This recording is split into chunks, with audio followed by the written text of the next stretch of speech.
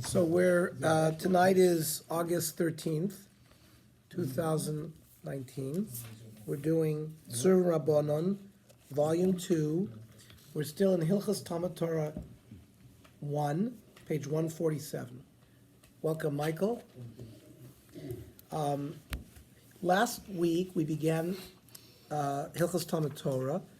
We discussed what parts of Torah should be studied. We went through the Gemara that said you should divide a third of your time in studying Torah Shebachsav, Torah Shebal Pen, and there was a discussion according to the Rambam what the last third is. Is it philosophy? Is it analysis?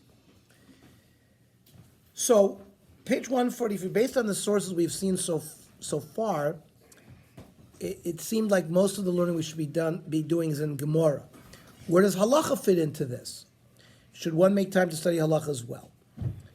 Halacha, basically. Isn't that halacha? No, halacha psuka means like Shulchan Aruch, Mishnah Brura, because the You don't Gemara. get halachas for those that are off in the Gemara? You don't? That's where we learn Gemara every day. And most of the halacha is from the Gemara. No, You know, yes. the Shefting, everything, it's- No, but the final halacha, if you go through the Gemara, there will be sometimes a letter that says let's say there's a machlokas Abai and Rava, there'll be a letter next to what Rava said, either Asr or Mutter, where we know that halacha paskins like that. But in terms of halacha study, that's specifically Shulchan Aruch with the commentaries of Shulchan Aruch, and then the more later commentaries like the Mishnah Brura and the Aruch HaShulchan, which defines for us exactly how we do the halacha. The Gemara doesn't tell you exactly how to put on tefillin, how to do it, and the various halachas of Shabbos, and the various halachas of Isser V'Heter, and Treifus, and everything like that. Of course, the Gemara is the fundamental source for it, but then it has to be, as we've been doing in the Tzuvim Rabbanan, you see how we quote the Gemara, and then that's just the takeoff point. We discussed the Rishonim, we didn't bring the Rambam, we bring the Shulchan Aruch, we bring eventually the later Achronim. So that's what he's questioning. Came out last week that it seems like most of our studies should be in Gemara. What about halacha? So the Baal HaTanya, the first Lubavitcher Rebbe, we're on page 147, in the Shulchan Aruch Harav, says, Ein Adam Kazeh. He's referring to somebody who makes his living, Shetarud Leparnasaso, who's busy making a living. Achar Sheni Yachol Lilmod Divrei Torah, Harbe Me'od Tzarch Sheyat Kol Limud Belimud HaMevili Lidei Maisa. Most of his learning should be in things that will tell him what to do, the Maisa exactly. Shein Hilchos Atzrichos L'chol Adam Leida Otan Lakam Mitzvos Kol Chosin. The mitzvahs that the information that he needs to be able to fulfill the mitzvahs correctly. And the opposite, to know the halachas well enough so you're not going to violate, for example, Isser Shabbos or Isser Kashrus. And the Baal HaTanya is advising us, of course, if you live in a big city, there's going to be a Mora Halacha in the city that you can ask questions, but you can't be going every minute to the Mora Halacha to ask him questions. There are things that a person has to develop in his own sort of wheelhouse, halachas questions that he knows how to answer. So, or for example, he might not even know how to formulate a question properly to the Rav. If he wouldn't at least get a foothold in the sugya, the hainu. Now, what does he think that the balabos, the average balabos, should know, even without being able to ask a mor halacha? He says, Rov Orech Chaim, right? So of the Daled Chalkei Shulchan Aruch, in fact, the only thing that the Mishnah Brura comments on is Orech Chaim. For example, the daily tefillas, Hilchos Kriyas Satorah, the Shabbos, the various Yomim Tovim, etc. So, for example, Choshen Mishpat, which is the dinim regarding money matters, or Even HaEzer, which is the dinim of nisuin, getting married, divorce, and Yoredeya, which primarily deals with Isser V'Heter, things that are permitted, things are forbidden. He's not advising us that. That are already more complex areas that most people are going to end up having not to be able to learn that on their own, but they're going to have to ask a more halacha, which is lemaisa, basically what happens. When someone has an Isser V'Heter question, let's say he has unless has smicha through his own learning, is going to end up asking a rough for that. If someone has a very complex monetary question, he's going to go to a Beis Din. If certainly people are not posting their own shilas regarding marriage and divorce and yibum. These are all complicated areas in the other three Chalkei Shulchan Aruch. But in Orach Chaim, I venture to guess most of the people around this room, around this table, have a reasonable understanding of Netilas Yadayim in the morning, tzitzis, what the tefillin, the various things that are studied in Orach Chaim. So he says, so the Baal HaTanya says, the regular Balabos needs to study Orach Chaim, Kimat Kulo, pretty much the whole thing. Then he says, Umiut Yoredeya. Now, he wants people to know some issues in the kitchen. Uma'at be'evan ha'ezer v'choshen mishpat. Very little in evan ha'ezer v'choshen mishpat. But when you study Kol Halacha Brura, when you study it, you need to understand the halacha clear.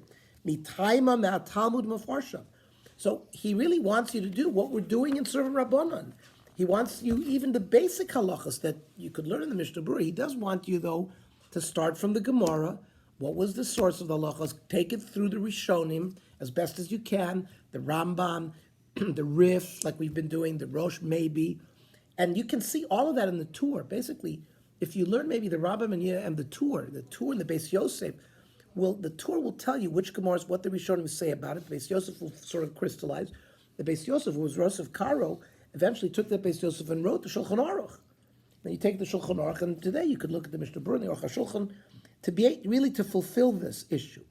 Kimo Arosh or Beis Yosef L'Vachos L'Chazar Le'am L'Olam. It should always be reviewing it. The Gami should die to Yafeh, somebody who's got intelligence, Sheyachol L'Mod V'Lizkor Kol HaTorah Sheba'al Peh, and know all of Torah Sheba'al Peh. Now, how many people are there like that? Very, very few.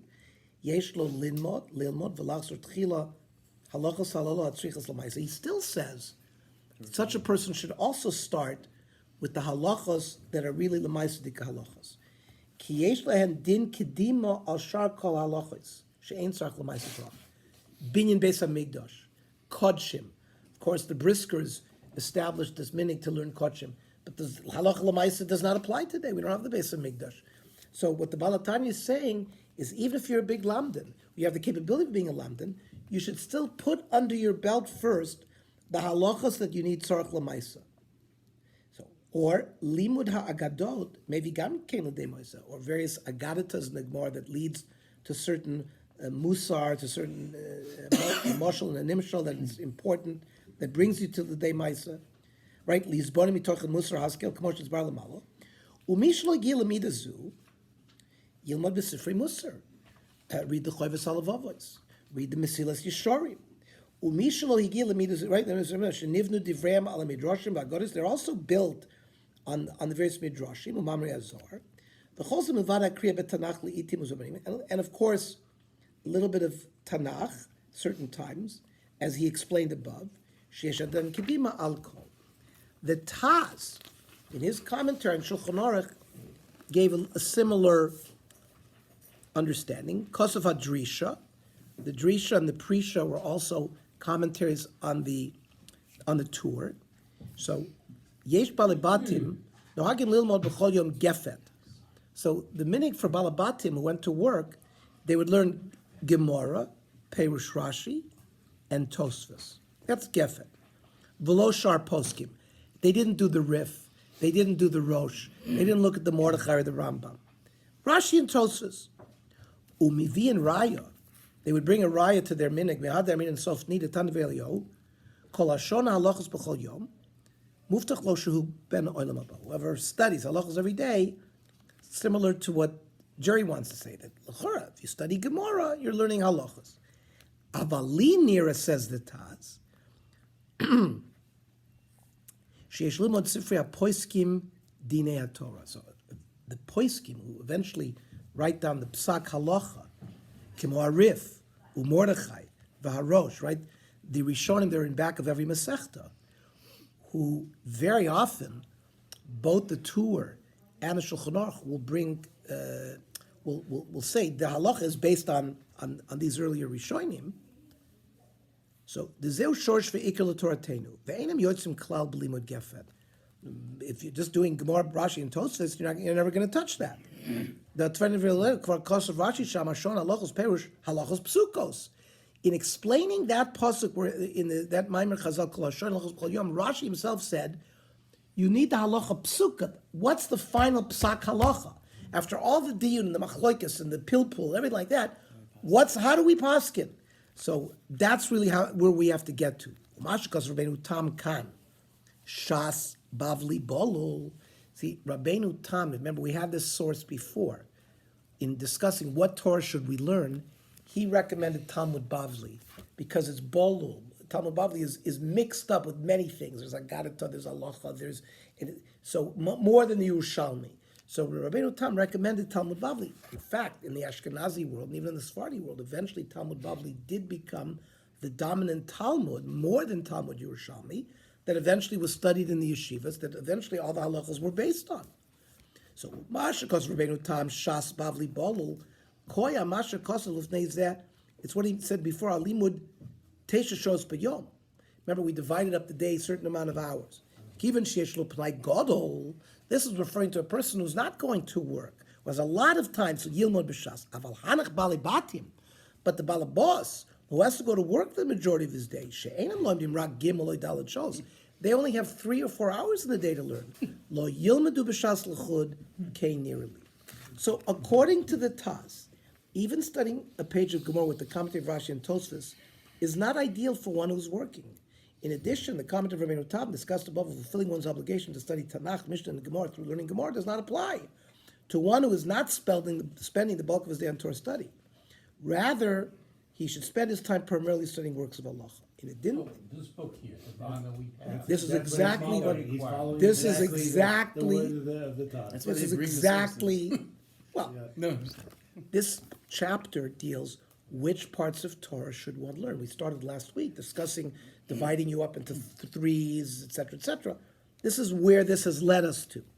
So, in addition to focusing on halacha, many authorities also discuss the disadvantage of spending an inordinate amount of time on pilpul, an analytical method known as splitting hairs.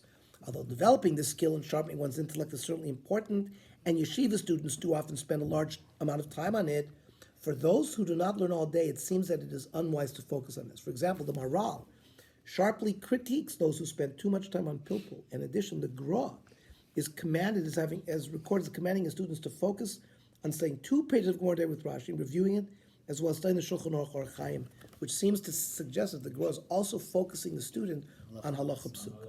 Halacha psuk. Can I ask you a question? Just in terms of timeline, chronological, how the tour was also a Rishon?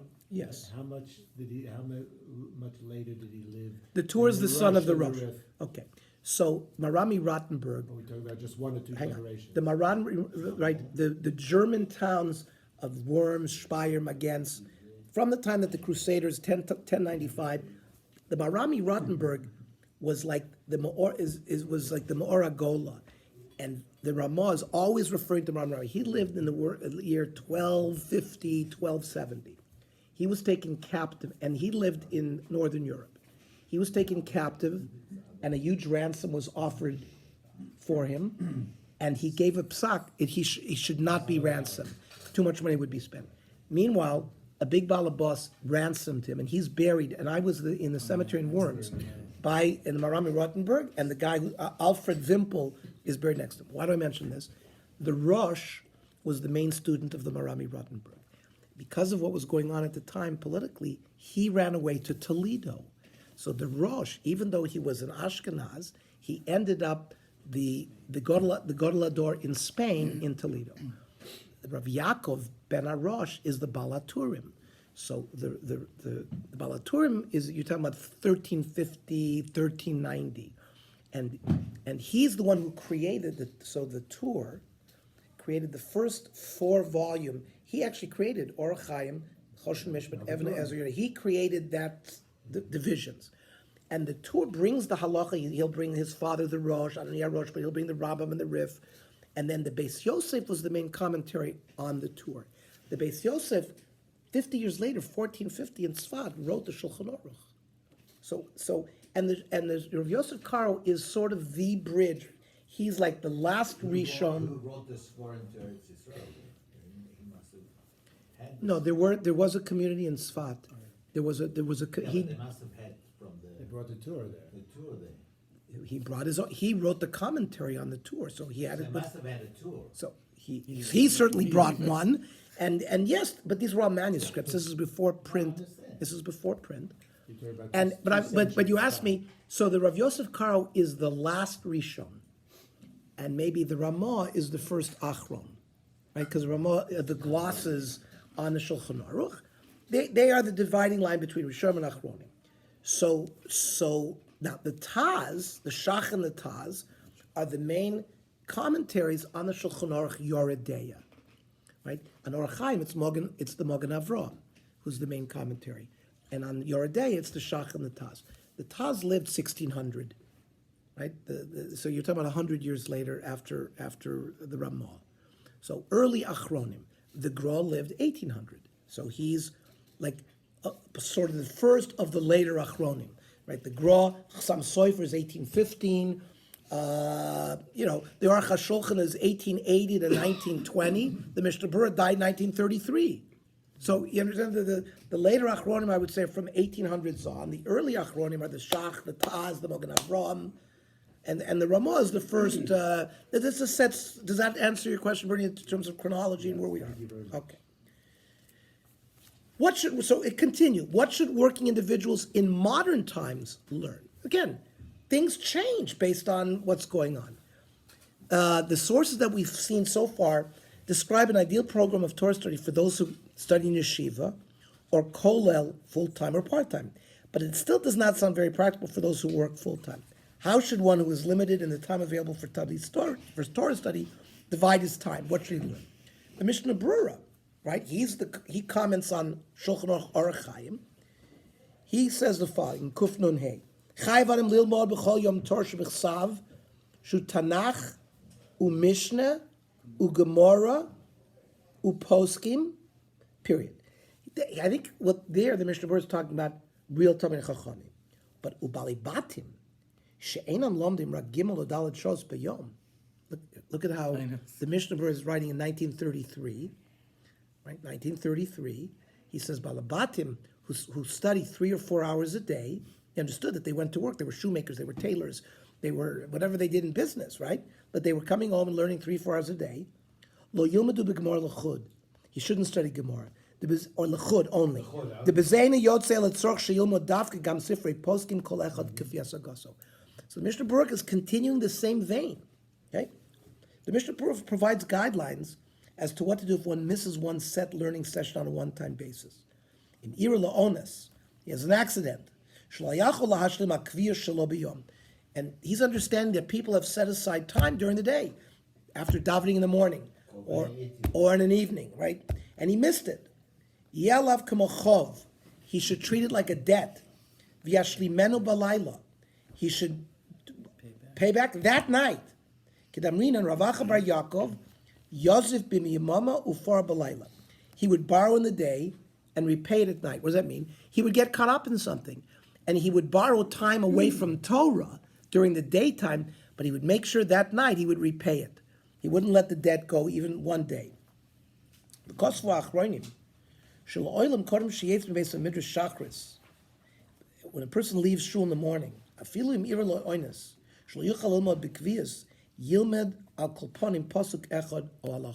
should learn something every morning.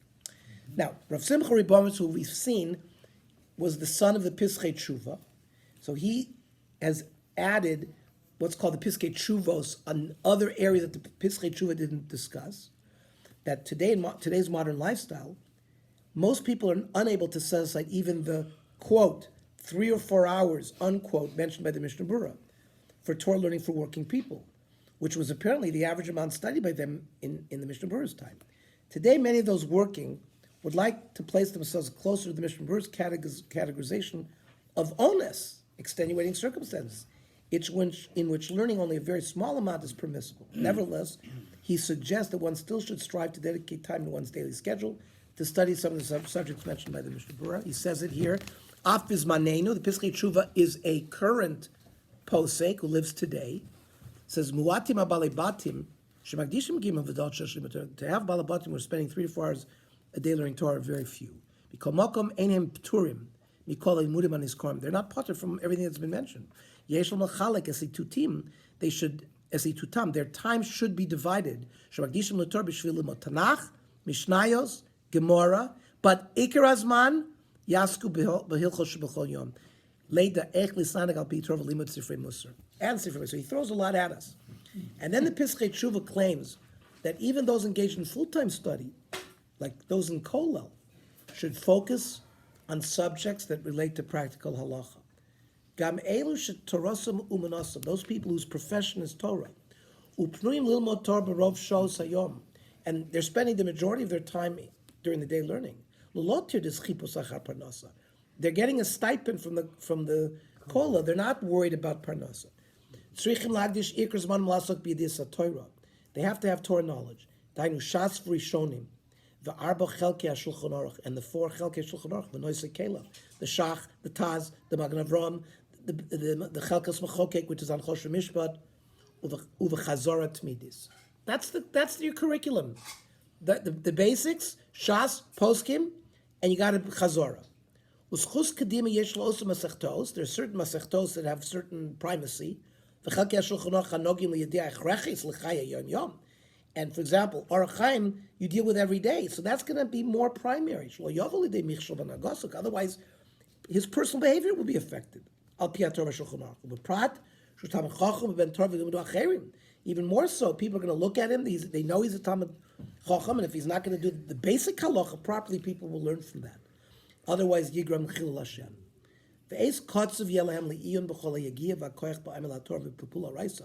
He says they're going to have time to do pilpul and svara and don't. He wants to say don't forget the meat and potatoes. And even they should spend some time studying Torah that are not necessarily noyig for people to study today. For example, Kodshim, Chozos Milvad Kol Shachek Torah, Tanakh, Mishnayos, Musar, Avorim Le'ina Koivim Mitim Torah. It means they're not any worse. The fact that they're full-time Torah learners, they have to have the basics as well. So regardless of what one learns or the methods used, the most important factor to consider is one that one should choose something that he will enjoy learning and be interested in continuing on a regular basis. And the Gemara in Avodah Zarah says, Ki im b'Toras Hashem cheftso, Amar Rebbe, in Adam Lomei Torah M'mokom Shelibo Chafetz, Shenemar, Ki im b'Toras Hashem cheftso. Everybody at this table has a certain subject matter that he enjoys more than the person next to him. Whatever it is, it's just the way it is. What you read, even your regular reading, everybody has their own interest. Well, it's the same thing in Torah. They're advising, study the Torah parts more in depth, which is going to give you a lot of fulfillment because it speaks to you more than other sections. Don't horvet avek in something that you find boring. Find something, after you have the general coverage, find something that your libo is chafetz. And the person will have more sipuk and more enjoyment from his Torah learning, right? The notion that a person should ideally feel a sense of excitement and studying whatever portion of Hashem's Torah he chooses to focus on is talked about by the Shachat Tzava Rebbe, the Eglei Tal, who lived in the 1800s. His son was the Shemi Shmuel, the son of the Shachat Tzava. He says, Iker mitzvahs limud Torah lios sas v'sameach u'mishaneg bilimudo. He has to be happy. Vaz divrei Torah nivloim b'damon, he absorbs it. Machar shenem divrei Torah hu nasa dovek l'Torah. He will be the concept of atem dveikim. He wants to say, and there's a nice biography of the Avnei Nezer here. Says the Piskei Tshuva, Talmud Torah bein shel balabayis bein shel talmid chacham shetorosum nosot tzarich lios b'simcha uvanav v'shashua. There should be something that he really enjoys. Then it'll be stuck with him. The person has to daven. It doesn't just come. You have to ask one of the things from Hashem, that it should be sweetened for him. It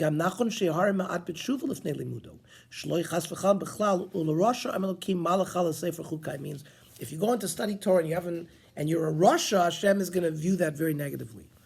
So although one has an obligation to study Torah, regardless of whether one enjoys it or not, we see from these sources that it is critical that one chooses to learn material that he enjoys.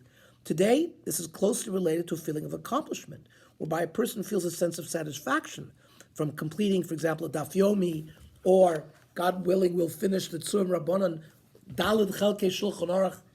There's not many Balabatim who've completed Daled Chelkei Shulchan Aruch. There's not many, even those sitting in the kollel necessarily, who might have done that in the depth that we are on volume 3. I'm told that there's going to be 25 volumes before the Daled Chelkei Shulchan. Yeah, volume 2, but volume 3 has already been ordered. In September. So what I'm saying is, there's a lot of material that's going to be covered by the by Tzurim Rabbanon, Daled Chelkei Shulchan Aruch. If I take this thing, if I read some of this 2 hours every night, Yes. all right? I think besides here, 2 hours every night, Yeah. that's it. I fulfill my obligation. As a balabos, you've gone a long way. This particularly, because you're learning Gemara here, you're learning Rishonim, you're learning Halacha Psuka. This is doing it in a way. For example, you sit down with an Aruch HaShulchan or a Mishnah Brura. He's not going into depth. Where did the Halacha start from? Where's the Gemaras, etc., etc.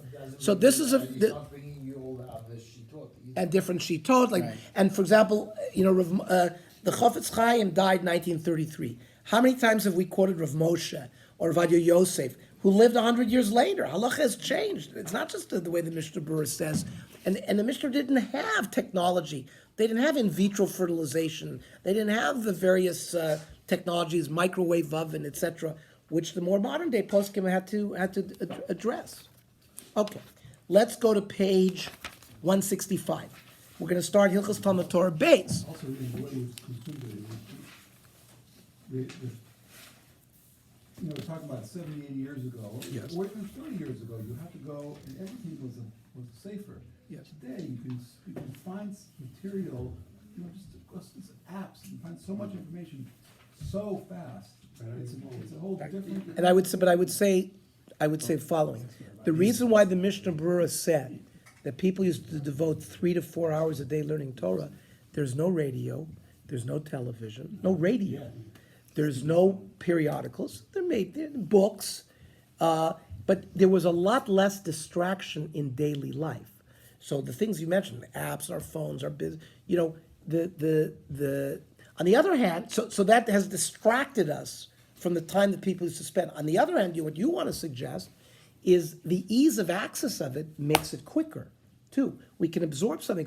Somebody might have to spend a lot of time looking, just finding where the sugi is. Today, you can put a search, it comes up right away, and you have a Rekiva Eger's comment on something.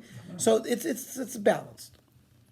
So in the previous year, we discussed many of the parameters, halachos of the mitzvahs of Talmud Torah, such as how much time must one learn per day, what's the purpose of Torah study, was it just was it practical, or is it to make you, because you have to fulfill a mitzvah, and which subject material should you learn? We're going to focus on other topics. Can you receive money to teach Torah? What about the obligation of women when it comes to Talmud Torah? So, in general, we don't perform mitzvahs for financial compensation, but rather for a spiritual. Mitzvahs lav lehenis nitnu. Any mitzvah we don't really do for its benefit. We do it for its spiritual benefit. And the Mishnah in Pirkei Avos says it very explicitly. Antigonus Isocho says, don't do the mitzvahs like you're doing something in order to get a reward from your master. You have to do it for the L'shem mitzvah. So the question is it permitted to receive compensation to study Torah? Like, can you receive payment for teaching Torah to others? Let's say start that way. Can you be a malamed? So Rav Tzadok Omer, al taseh ator lizgadol b'hem. You should not make the Torah a crown to build yourself up. V'lo kardum lachbor, not like a pickaxe to dig with it. Kachayel el Omer. Udu ishtamish betaga, whoever uses the crown, chalav, will pass away from the world. Halamadata.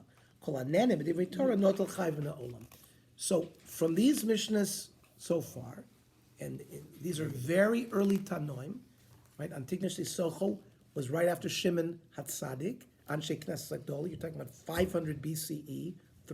they say Rosh Shimon Tzaddik saw Alexander the Great, because that's that whole Maisa where Alexander the Great, Rosh Shimon, when he came to attack Eretz Yisrael, and Rosh Shimon Tzaddik came to him, and Alexander the Great fell off his horse. They said, why? Because he had seen an image of somebody before all of his battles, and he would win the battle. And he reported that the image that he would seen was the Shimon Tzaddik dressed in the Big Day Kahuna. So once he saw Shimon Tzaddik, he decided not to conquer. They just traveled, and they eventually conquered Egypt, but they did not conquer. Alexander the Great did not conquer. It fell under Greek influence, but he didn't destroy Yerushalayim, didn't destroy the base of Mikdash. And so Shimon Tzaddik is the last of the Anshe Knesset. No, Alexander the Great lived 323 BCE is when he died. He was young; he was 33 years old when Alexander the Great died, and he left 3 generals: the Ptolemy over Egypt, the Seleucids near Syria and Palestine, and then somebody by India and Pakistan. The Seleucids, 100 years later, Antiochus Epiphanes was part of that Seleucid dynasty. You're talking about 165 BCE. So Shimon Tzaddik, 323 BCE. Antigonus Isocho, you're talking about, maybe 250 BCE. Very early Tanoim. Ezra Sofer, we would say, is the first Tana, because he was the Ezra who Malachi. Malachi was a Navi, but then Ezra Sofer was like one of the first. I would say we call him the first Tana. Hillel. So Antigonus Isocho was when he was a. First time, the Anshe Knesset dog is here tonight. So remember, Mordechai was there. There are Nevi'im there. Right, but So I would say Ezra, who was head of Anshe Knesset, because Ezra established the Anshe Knesset Agdola. call him Tana, really. I would say these are Tanoim. Ezra, what would you say Shimon Tzaddik Say is? anyone who's quoted in the Mishnah would be considered Tana. So as we have Divrei Halacha by Ezra, we have from Shimon Tzaddik, and we have from Antigonus Isocho. So therefore, I would any Rav in Bayesheni period, we would consider Tanoim. Now, except if they were Nevi'im. Now Ezra might have been both, because it says Ezra hu Malachi. Malachi was Zechariah Chagai Malachi, was the last of the Nevi'im, and Mordechai was certainly a Navi, and he was part of the Anshe Knesset Gdola. We don't see him quoted. We don't quote Mordechai, but we quote Shimon Tzaddik, and we quote Ezra. Where's Ezra quoted? Yeah, because it says Ezra Tikain, that for when you were Tamei, Balkari, you could still learn Torah. There's a number of halachas throughout Shas in the name of Ezra, and certainly in Shimon Tzaddik. And Ezra Misakin through the Gimel Yom. No, don't go 3 days without study. But it's mentioned, a Baraisa is quoted when the Gemara learns it. So Hillel is the last of the Zugos, Hillel and Shammai, because in that first Mishnah, Moshe Rabbeinu Kibel, and it went to the Nevi'im and the Zikanim and the Shimon Tzaddik and Antigonus Isocho, and then you have Hillel, right? Because he mentioned Hillel. So, based on the final statement of the Mishnah, the Rambam, in his commentary on the Mishnah, right? So, the Rambam had 3 major works.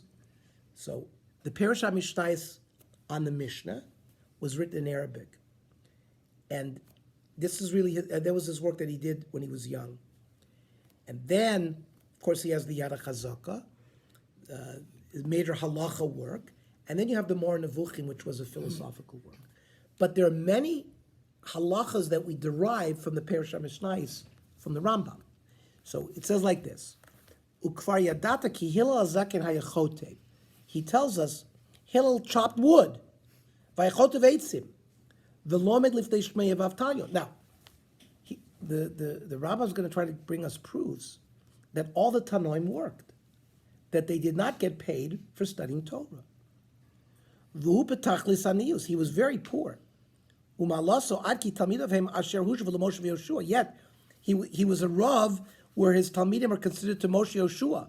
And the cotton Talmid of Rabbi Yochanan ben Zakkai. Remember, there's a famous Baraisa which says the greatest of his Talmidim of Hillel was Yonasan ben Uziah. And the cotton of the youngest one was Rabbi Yochanan ben Zakkai. And then it says, well, what did Rabbi Yochanan ben Zakkai know? And it lists Torah, Novi, Zohar, how the angels speak. I mean, it lists like 50 different things, like you can't believe that one individual knew.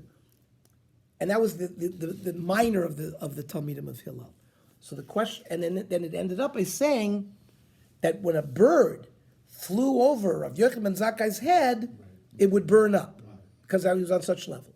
So that I always heard from my Rebbe, I don't know with Rabbi Gruman or Rabbi Spurka, that if that was the madrega of the cotton of Yochanan ben Zakkai, well, what happened? What was the madrega of Yonasan ben Uziel, who was the greatest of the Talmidim? So he says the bird would fly overhead, but he would have control of the fire, so that the bird would not get burned up. Right? It's- Heard that before too. Huh? Yeah, heard that. Okay, so that's a very interesting comment. So, v'lo yispok levar das, shilo hayam maskim lekabel mebnei dora lo yamanichim also lachatav eitzim. For example, if he would have been willing to accept from his generation, the generation would not let him be a wood chopper. Must be, says the Rambam, that there was no practice of paying the Talmidei Chachamim. V'chanina ben dosa asher kol korei alav, Chazal say kol olam kulo eino nizon ela b'shvil chanina b'ni.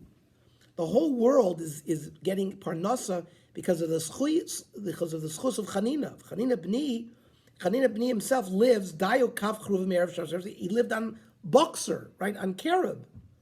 Lo bikesh mivnei adam. He didn't go around asking money from anybody. Karna, who was the dayan of Gans Klal Yisrael, hoya mashke sadois. He was an irrigator of fields. V'Rav Yosef alav hashalom hayam nosei eitzim. He was a wood carrier.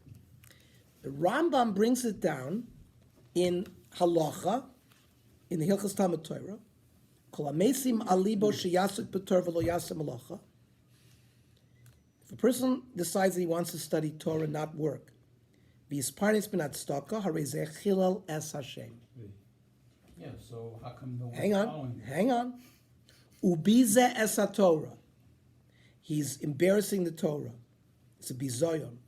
The kibam oradas. He's lowering the light of our religion. The gorm ralatzmoni. It's bad for him. The notel chayv olam haba. Lefi she'asur lahanus medivrei Torah b'olam hazeh. You can't benefit from Torah this world. Amru chachomim kol hanene b'divrei Torah notel chayv olam. V'od savu v'amru al ta. And they said other things. Don't make it a crown, right? Al tasim ator lis gadol b'hem v'lo kardim lachborm. We quoted it. V'od savu v'amru ehovas hamlacha. And later on in Pirkei Avos, in the same Perek Aleph, it says you should love work and you should hate the Rabbonis. Now, there, it doesn't only talk about Rabbonis as a Rav. It also talks about any sort of leadership position, Yeah. and like even being a manager or a CEO. There, the Pirkei Avos, the Maral has a very interesting understanding of that. You should better be a worker, right?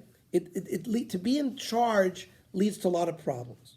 The Chol Torah she'eini mo malacha sofa betela, Torah that doesn't come with derech eretz, meaning Torah doesn't come with the person making parnasa along with this Torah, is going to be mizbatel. Ve goreres avon leads to sin. The sof adam zeshia melasim nebris is going to become a highway robber. I mean, this was the Rambam, and of course, Jerry, the Rishonim, and of course the later poskim are going to have to deal with this Rambam. Hold on a second, say it didn't help from. This based in the Gemara? And this is the He just- Ashazaka. It's like okay, in Pirush it- Mishnayos. Chaim, we just quoted all the things that the Rambam quoted. He quoted the Mishnah in Avos. He quoted that. He quoted everything we just went through. So he okay. Close to Gemara. He quoted it. Malagedolahu, and he says it's a huge mila. Lemishu misparnes b'maisa yodav. Person who's making his own living. Umidas chasidis arishonim he. This is what the early chasidim did. Uvezeh zoichel lekol kavod v'toy v'shmo olam hazel olam haba. Shenemar yigik apecha ki toichel ashrecha v'tov lach. Chazal darshan. Ashrecha b'olam hazeh v'tov lach l'olam haba shekuloto. The Kesef Mishnah, who, gentlemen? Rav Yosef Karo. But besides the Beis Yosef, which Rav Yosef Karo was the main translator on the tour, the Kesef Mishnah was the main translator of the Rambam. Take a Rambam and look on the side of the Rambam, it's the Kesef Mishnah. Who's the author of the Kesef Mishnah? Rav Yosef Karo. So now we understand how he took from the tour and took the Rambam. Because remember, we've been given a Masorah that the Shulchan Aruch Paskin, the way we have our Psak Halacha is, he took a triumvirate. It was the Rif, the Rosh, and the Rambam. How did he get there? We just said, the Beis Yosef is the main commentary on the Tur. The Rav Yaakov ben Aturim is the son of the Rosh. So that's the Rosh connection. And we just said that the Kesef Mishnah, which is the main Perush on the Rambam, is also Rav Yosef Karl. So he had the Rambam and the Tur in his back pocket. Comment on the roof. And Rif, Rif and you went after was the Rov. main commentator on the, because remember, the Rif lived in Tunisia in the year 1000. So he was like the first Rishon that brought all the Gemaras down. He left all the Agaritas out. Look at the Rif in the back. He brings all the Gemara pretty much verbatim. He just gets rid of the Agarata, and then he will give you the halacha psuka, where let's say Abai and Rava argues. He brings the halacha of Rava. So he was like a codifier. He just didn't do it in the language of like the Tur and the Rambam, who wrote a new Hebrew. He kept the same structure of the Gemara language, but he got rid of sort of the superfluous stuff. So the people did learn the Rif. That's why people when you're going through, let's say you want to learn a halacha from the beginning, some people will go through the Rif before they'll go to the Tur, but many don't still today because it's still abstract. Okay, so the Kesef Mishnah, who's commenting on the Rambam, disagrees with the Rambam and deflects all of his proofs. Because the Walter was wondering, Walter was worried about this Rambam. What do they do today with this Rambam? Okay, hang on. So the Kesef Mishnah already. Who's to argue with the Rambam? Who can argue with Okay, well, the Kesef Mishnah, Oh, he can. the Kesef Mishnah argued. He argues instead that Torah scholars are entitled to receive support from the community so that they can study Torah without concern. He adds that perhaps even the Rambam would agree that if a Torah scholar could not make a sufficient living based on his own work, it would be permitted for him to receive support from the community. But even if that was not what the Rambam's intent was, the Kesef Mishnah is saying that maybe I'm not right. Maybe the Rambam's intent is not that. But that's a different shita. Because if Mishnah is saying, listen, the guy's still working, but he's a big Talmud Chacham, he's learning, but he's learning much more, and so he can't make enough parnasa. So then the kehila has to come. But he doesn't say he's not doing any malacha. No, he says he's not. That's right. He wants to say like this. He wants to think that the Rambam would hold that the community could support someone who's working and can't make enough living. I would say it's talking about a person who's working a full day, but still can't make parnasa and has to get parnasa from the tzibur. Sure, and this he's referring, he's Talmud. choylek a little bit on the Rambam, because he's choylek on the Rambam. He said, what do you mean? You know, the Rambam. He says even the Rambam would agree that if the Torah scholar could not make a sufficient living Right, so that's- based on his own work, So that he's being a little bit choylek because yes, the Rambam. yes. But even if that was not the Rambam's intent, he's saying maybe the Rambam doesn't agree with me. The Kesef Mishnah insists that really, otherwise Torah might be forgotten, and therefore it's like Eis Lasso Shashem Eferu Torah Sech. Like when Rebbe wrote down the oral law, which he was not supposed to, they're going to quote that. So let's read the Kesef Mishnah here. He wants to say, what's the Rambam getting at here? A person should not throw off completely the yoke of parnasa so that he's going to have to rely on tzedakah. Also, he said he should learn a profession that'll give him parnasa. And then he says, if it gives him enough living that he can live and study Torah good, he is allowed to take. Now remember, the Kesef Mishnah is saying a big thing here. The Rambam brought all these sources that say you're not allowed to take money for studying Torah. So the Kesef Mishnah is taking a very big stand here. He has to explain himself. What about all the various Chazalim that say you're not allowed to earn money for Torah? He says, Ein bekach klum. Vafilu nemer she'ein kas das rabbeinu. And even you'll say that the Rambam doesn't agree with me, Ela kenir midvar beferish HaMishnah, kaim alon kol mokom shalacha rofefes biyotcha. Halacha chara minig. He says like this, whenever there's a question about a halacha, look at what the minig of the community is. So he says, V'ra'inu, kol chachmei Yisrael kodem zman rabbeinu v'achrav nohagim litol scharem netzibur. He says prior to the Rambam and after the Rambam, all Talmidei Chachamim, Rabbonim of cities, receive their payment from the city. That's the custom. The Gam ki notice halacha k'tiv Rabbeinu b'Ferish Mishnah, and even if the halacha is like we wanted to say in the Perish Mishnah there, after sheskimu ken kol chokmei adoros, mishum eis lasos Hashem efer Torah secha. Maybe the only reason they permitted this to be paid by the tzibur is because it's a special Hoyrosh Shah. I mean, they agree with the Rambam that Mikra Adin, they shouldn't get paid. But She'ilu Aisa Parnasas Aloimdim, Yeah, he's talking about the role of a city. or a community. Exactly. Okay. He's not talking. Okay, we're not talking, there's no kolel yet. There's no kolel, we're going to get there. No, I'm not saying. We're talking about the role of the I'm city. saying that he's the role. It has to be the role of the city. Yeah, Otherwise, they would okay. support it. He said, It's not, I don't think they were. No, but later we say alomdim v'amelamdim. She'ilu Aisa Parnasas Aloimdim Vamalamdim Mitsuya, Lo Ayu Yecholim Litroch Batorah Karoi. If we didn't have teachers and educators, they couldn't learn Torah enough to teach it. Torah would be forgotten. So he is almost bringing it as like an Eis Lasos Hashem. So he mentioned this in the Beis Yosef, in the Kesef Mishnah, which is the commentary on the Rambam. In the tour, when he comments on the tour in the Beis Yosef, he says, by Hilchos, by the same Yoredeya, Hilchos Talmud Torah, he says, "Mikol mokom misha efshar lo lisparnes mimaisa yodav lasok b'torah vaday midas chasidusu." He says somebody who can study Torah and earn his own keep, that's a midas chasidus. Umatis elokimi, and it's actually a gift from Hashem. Aval einzu midas kol adam. He says you can't expect the average person to rise to that. She efshar l'chol adam lasok b'torah ulahachkim ba. Person will not everyone's going to be able to study Torah and become a chacham in it. You can't do both. So the Beis Yosef certainly is leaning on the side that he can collect from the tzibur. Now, many other commentaries, including the Bach, right? The Bach, the two commentaries on the tour are the Bach and the Beis Yosef. So the Bach is yes, Jerry? What he's saying is that you cannot go and initiate someone else. Okay, I'll teach Torah, but I'll need $100 from you.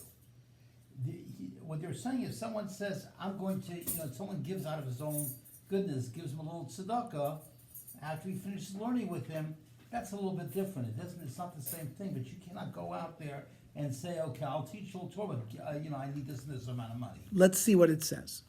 Because we haven't said That's that. what he's saying. No, we haven't said it yet. The Bach and the Tashbetz agree with the approach of the Beis Yosef. The Ramah, who commented on the Shulchan Aruch, cited both opinions, but rules in favor of the approach that it is permitted to receive money for Torah study and teaching Torah. And that is the common. Let's see what the Ramah says, because that's basically for Ashkenazim, this is our halacha. Kol hamesim alibo lasik b'Torah. If somebody has decided that he wants to spend his life in Torah, below lasos malacha, and not get a profession, and not go to work, elali hisparnes benat staka. He understands how is he going to live? He's going to get community, funds. So lechatchila, if a person says, I'm going to study Torah and I'm not going to learn how to do any profession, and I'm just going to get stuck, that's brazen, and that's a chil Hashem. She'asur lanos b'divrei Torah. V'chol Torah she'eni mo malacha. The Ramah agrees with this. He seems to be he's taking both sides of the fence. He says Torah that doesn't come with malacha leads to sin. The sofa lists in abuse. V'chol zeh b'bori. It's a healthy person. V'yachol lasok b'malachto o b'derech eretz k'tzaz solachiyos atzmo. That's somebody who can make a profession. He's healthy and do his work and study. Aval zaken achola. Somebody who's elderly who can't work anymore or he's sick. Muter lanas metaroso. He can collect money for Torah. Now comes a yeshomrim. So up until now, that's one opinion, which seemed to suggest that it's not like a lechatchila dikadin. You got to be sick. You got to be old. It's not for every. You can't just decide I'm going to get paid. But he says yeshomrim dafilu b'bori muter. This is going on the Beis Yosef and on the Kesef Mishnah. The yeshomrim is Rav Yosef Karo. Like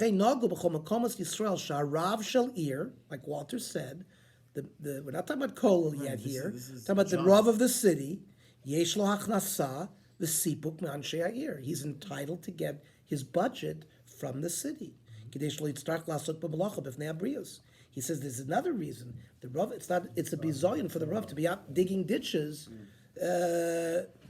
V'yizbaz haTorah But that's primarily No. for him, that's his job. That's a job. It's not like a coil He has purchasing. and doing administrative that. responsibilities. No one said anything about kollel up until now. I'm just saying. Up until now, Oh, next one is- up until now, we are talking about somebody in the community. For example, the Gra in Vilna was supported by the community of Vilna, well known by all the biographers of Vilna.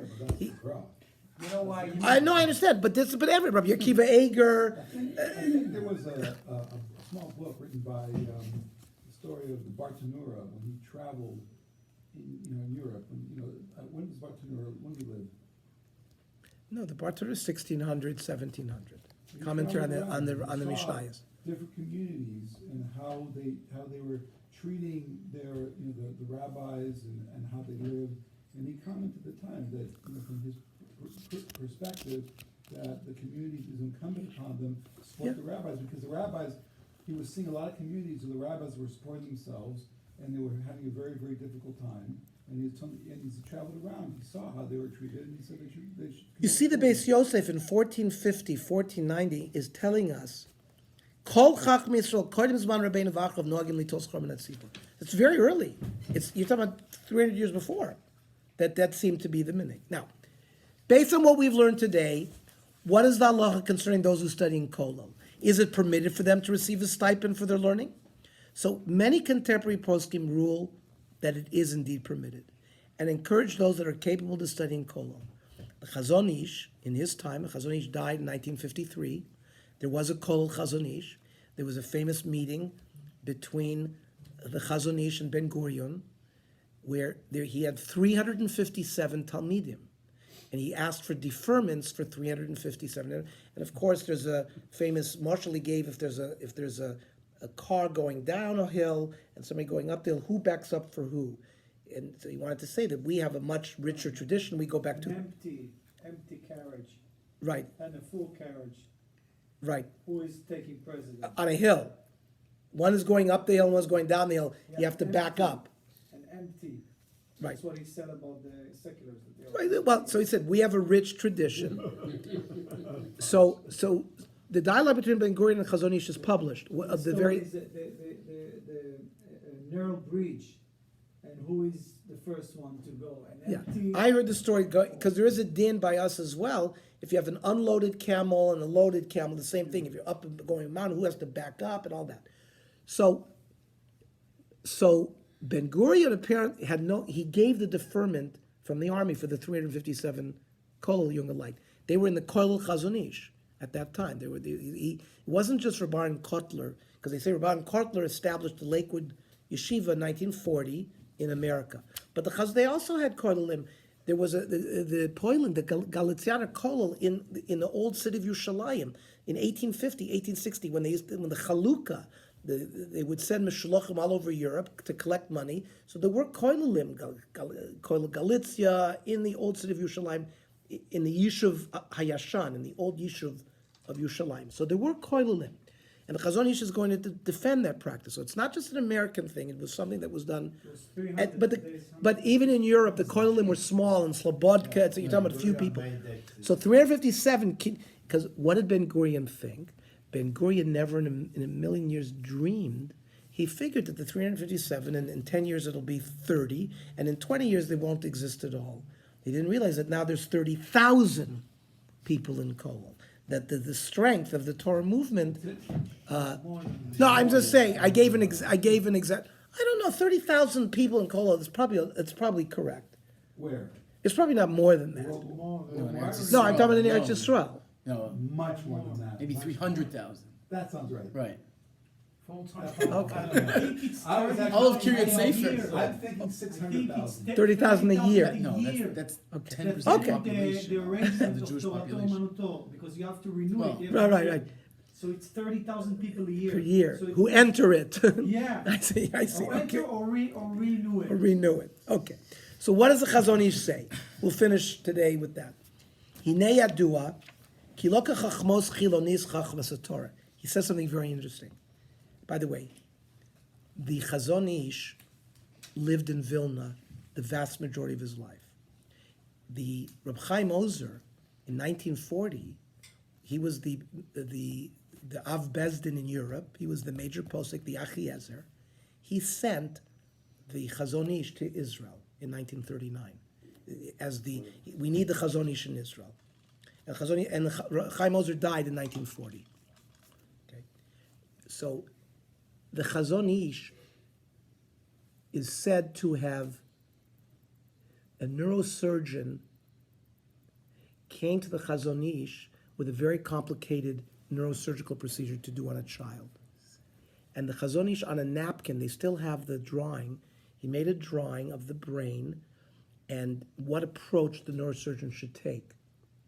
And your principal of Vila, Rabbi Landesman, has a book of essays which he called "Are There Basketball Courts in Heaven?" One of the articles, it's called "Why Karelitz MD," because the Chazon Ish was called Rabbi Karelitz, and in it he quotes a urologist who happens to teach Daf Yomi in Los Angeles. It was because I had a discussion with Rabbi Landesman about this issue, because he once asked me, "What do I make about this mice of the Chazon Ish and the drawing?" Because it's a very known event. So there is a biography of the Chazon Ish put out by Art Scroll. And I've read the biography. The Chazon Ish lived right next to the Royal Vilnius Library in Vilna. I told Rabbi Landesman, I have no doubt that when the Chazon Ish had a difficult sugya in the Gemara or whatever, and he wanted to understand Chulin or the anatomy, whatever, he would go into the Royal Vilnius Library and would take an anatomy book and study the anatomy if he needed to, right? It said Shmuel, the Amoira Shmuel, knew astronomy. The Shvile de Shamayim was similar to the Shvile of Nardoi. He knew the roads of astronomy like the roads of his. There, nobody says that Shmuel got it from Torah. See, the main thrust of that story with the Chazon Ish is they think he got it purely through Das Torah. Now, I, of course, haven't learned all of Kol HaTorah Kula, but I don't know anywhere in Shas where he gives us the anatomy of the cranial anatomy with the hippocampus and the cortex and all of that. Now, maybe you could be given that as a gift by Hashem, but I think I have no problem. Rav Moshe, when he had a question in halacha, he would ask an expert. There's a famous Dr. Botchko, the urologist, on prostatectomy. He says, Nishalti me Dr. Botchko. He happens to live in New Rochelle. I know him very well, Stan Botchko. He asked him that question. So Rav Moshe would talk to medical experts. But there are Rabbanim who would study their own thing. That Tzitz Eliezer had studied much of the medicine by himself. He doesn't always ask mumchim. And Chazon Ish may, I'm just saying may, have broadened his Torah knowledge with also some secular knowledge. And why do I say that? Because look at what the Chazon Ish says here. Kiloka chachmos chiloniyot chachmas Torah. Secular wisdom is not like Torah wisdom. Because he understood a little bit of what it meant to study secular wisdom, to study physiology or to study medicine or to study other types of secular wisdom. HaTorah ein nikdis ela lemis'amli bo kol yemei chayim. You can't go to college for 4 years and learn engineering or learn computer software. Studying Torah is a lifelong thing. So the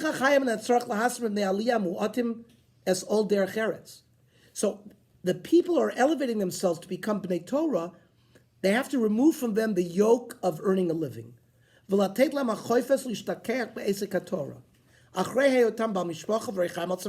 they also have families, and they have to provide parnasa.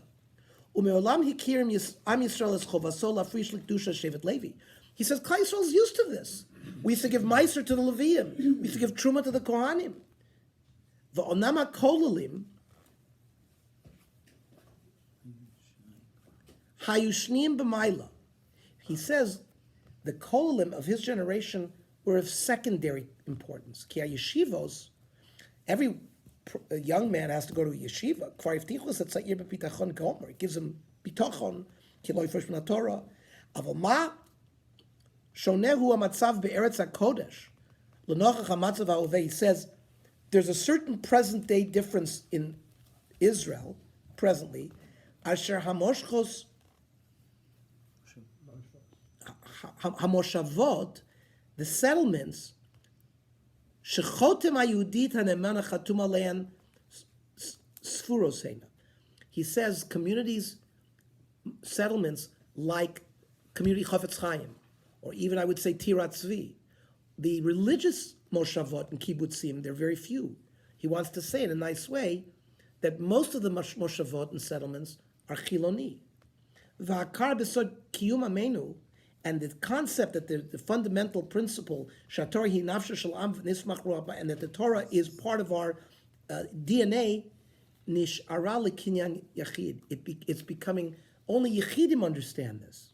Uve'ekev hayirida klalit, nishlu lo emtzulei machrechim shel hachomim for nason for nasas anshe beisom. So the general decrease is that the support for chachamim has been removed.